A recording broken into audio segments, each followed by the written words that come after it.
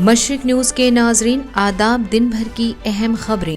CAA NRC کے خلاف جامع مسجد پر احتجاج مظاہرہ، بھیم آرمی چیف چندر شیکھر آزاد بھی ہوئے شامل۔ NPR کے خلاف عرضی پہ سپریم کورٹ میں سماعت، مودی حکومت کو نوٹس۔ نیا ڈیتھ وارنٹ، نربھیا کے گناہگاروں کو اب 1 فروری کی صبح کو ہوگی پھانسی۔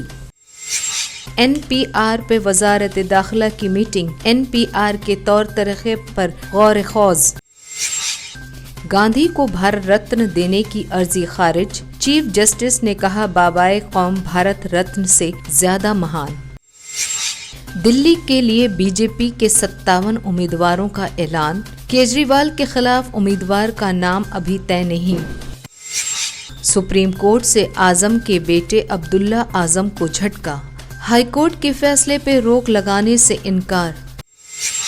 اتر پردیش میں بلیا کے گاؤں مالدے پور کی مندر میں دلت کے بیٹھنے پر پجاری نے اتنا پیٹا کہ دونوں پاؤں ٹوٹ گئے۔ خبریں تفصیل سے۔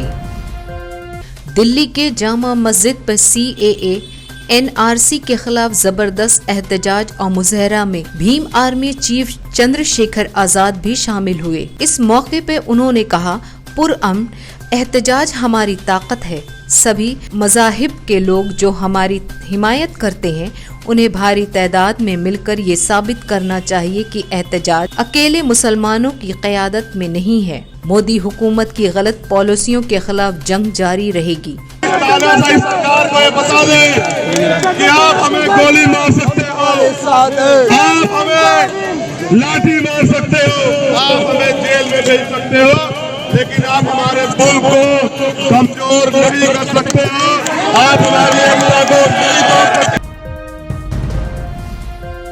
سپریم کورٹ نے NPR کے خلاف اسرار الحق منڈل کی دائر عرضی پر سماعت کرتے ہوئے مودی حکومت کو نوٹس جاری کر کے جواب طلب کیا ہے۔